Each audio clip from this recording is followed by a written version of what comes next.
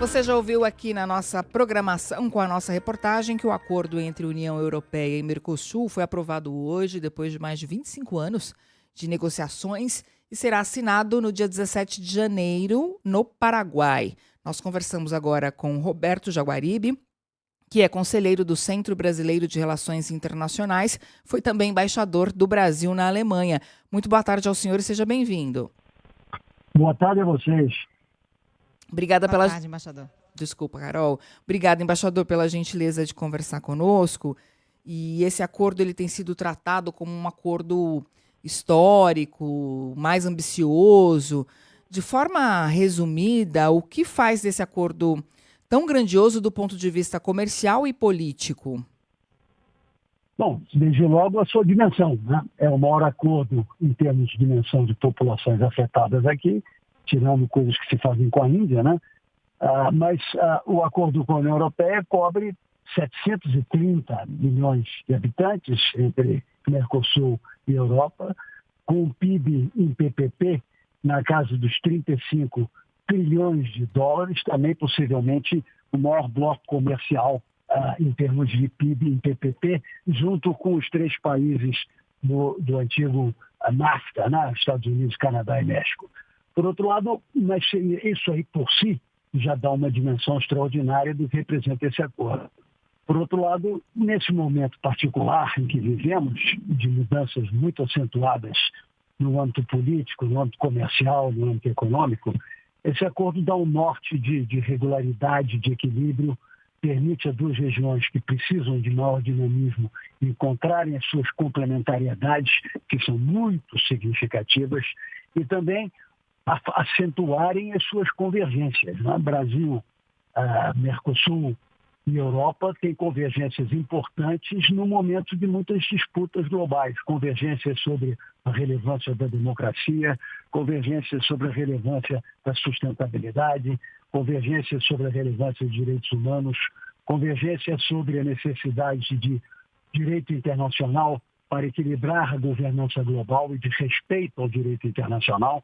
Tudo isso no momento em que todas essas questões estão sendo ameaçadas de uma forma ou de outra, gera uma força positiva nos quais muitos podem embarcar. Eu acredito muito que ele tenha uma capacidade relevante de mudar, inclusive, o panorama de investimentos no Mercosul e no Brasil em particular, que têm sido sempre dirigidos para melhor fazer uso da zona regional e, particularmente, do próprio mercado brasileiro. Eu acho que agora nós podemos fazer parte de uma solução global de cadeias competitivas, produtivas, inclusive para que a indústria europeia, que se vê muito ameaçada, possa ter sustentabilidade nesse mundo futuro. Tem muitas questões importantes derivadas da capacidade, não digo infinita, mas muito relevante do Brasil de produzir energia renovável de forma sustentável, em abundância e com custos muito competitivos. Tudo isso leva a uma possibilidade econômica comercial muito forte, além dessa dimensão política que eu também mencionei a vocês. Pois é, embaixador, muita gente tem falado sobre a importância desse acordo para o Brasil, que é um dos maiores produtores de alimento do mundo, né? Sobretudo para a exportação de itens como carne, café e soja. Mas o que o senhor está dizendo é que se abre aí um leque de outras possibilidades, né? Até para além do setor agropecuário. Eu acredito, o setor agropecuário brasileiro é fenomenal. E as pessoas muitas vezes ignoram que ele adquiriu essa condição fenomenal em função de muita pesquisa, muita tecnologia embutida que é embarcada na produção brasileira. E isso faz com que a ideia de que não há agregação de valor seja relativamente questionável, porque a verdade é que é uma enorme agregação de tecnologia para que ele se torne competitivo a ponto de poder penetrar em praticamente qualquer mercado que não se feche e não se defenda na agricultura. Muitos países, sobretudo os que têm dinheiro, fecham a sua agricultura de forma muito clara. Aliás, a Europa fecha a sua agricultura de forma muito clara. E eu acho importante também que a gente tente fazer um entendimento com os agricultores europeus, com os agricultores brasileiros de um lado e os agricultores, não com intermediação do governo, mas os agricultores diretamente, evidenciando a mistificação que há em torno do que vai acontecer. Inclusive, os agricultores no mundo inteiro enfrentam sempre os mesmos problemas. Eu acho que isso seria um ponto importante. Mas tocando no que você falou, eu acho que existe essa nova possibilidade de colocar o Mercosul e o Brasil em particular num patamar de inserção de competitividade de cadeias produtivas globais. A Europa está passando por muitos problemas, mas é uma região, e eu falo da União Europeia, de mais de 450 mil habitantes e com uma renda gigantesca. É o terceiro bloco econômico do mundo em termos de PIB, PPP, com um dinamismo, com fontes de financiamento muito significativas e ainda um depositário de tecnologia extraordinário em diversos campos de alta relevância para o Mercosul, a indústria automotiva, a indústria farmacêutica e muitas outras áreas importantes. Então, eu vejo muito potencial. Nada acontece de um dia para o outro. Primeiro, o acordo precisa ser ratificado pelo Parlamento Europeu, pelos parlamentos nacionais do Mercosul também, para depois entrar em vigor e não entra imediatamente com redução de tudo. É uma coisa paulatina ao longo do tempo para os setores relevantes ir se acomodando. Mas desde logo, mesmo antes da ratificação, dá uma sinalização global positiva, tanto econômica como politicamente. Embaixador, na prática, o que isso significa para o brasileiro em geral? Quando o acordo estiver completamente implementado, os preços finais vão cair, por exemplo? Eu acho que certos preços vão cair. Todo o acordo de liberação de comércio introduz a perspectiva de que vai de importação mais barata que entra competitivamente no mercado brasileiro. Mas eu acho que a mudança mais significativa vai ser em investimentos geradores de emprego e de renda no Brasil e de crescimento econômico, mais do que as oportunidades de comércio efetivamente, embora estas também sejam muito relevantes e vão acontecer. Na minha avaliação, contudo, o foco de interesse principal do Brasil se dará na atração de investimentos em setores competitivos que possam fazer parte, que eu digo, não apenas do fornecimento no mercado nacional e europeu, mas de cadeias produtivas que vão mudar um pouco a configuração da indústria. Eu acho que tudo isso pode se dar e, portanto, em termos de renda a médio prazo, é, a meu juízo, o principal benefício do acordo. Claro que existirão muitos produtos que vão chegar mais baratos, né?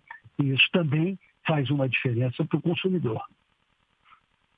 Embaixador, do ponto de vista do Mercosul, o senhor acredita que esse acordo fortalece também o bloco, que é um bloco que teve altos e baixos ao longo dos anos, né? Mais recentemente, o presidente argentino Javier Milei passou a primeira metade do governo criticando o Mercosul. Hoje, até o Milei comemorou esse acordo com a União Europeia. Eu não tenho dúvida que faz exatamente o que você já inferiu que faria. E você captou bem. Eu acho que mesmo os países que têm certas reticências, quando chega um momento que é histórico, na verdade, como esse, vem a vantagem de atuarem conjuntamente. E, sobretudo, porque, com todo o respeito por todos os demais, o Brasil é o grande interesse dos exportadores europeus, né?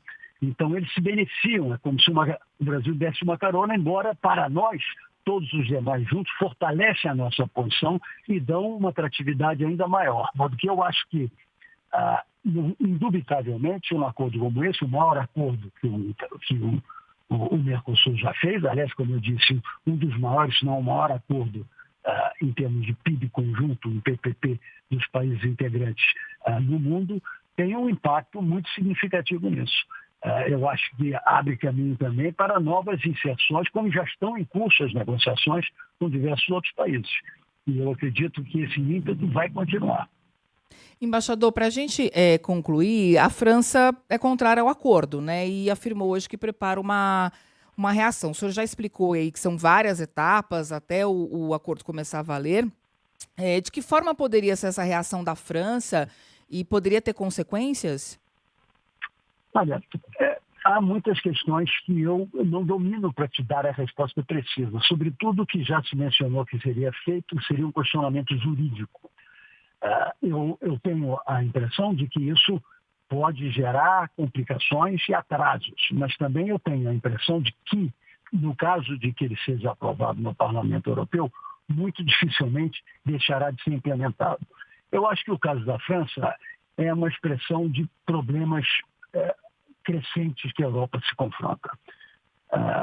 Eu não tenho dúvida nenhuma que o grupo de liderança industrial e mesmo político da França tem noção perfeita de que nessa situação complexa que o mundo se defronta, encontrar países como os do Mercosul dispostos a ampliar seu relacionamento com o mercado que chega quase a 300 milhões de pessoas e com muitas perspectivas positivas, é visto com muito bons olhos.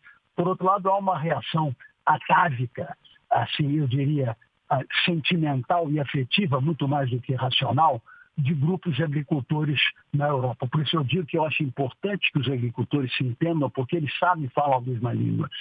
Essa reação é irracional, mas é mobilizadora.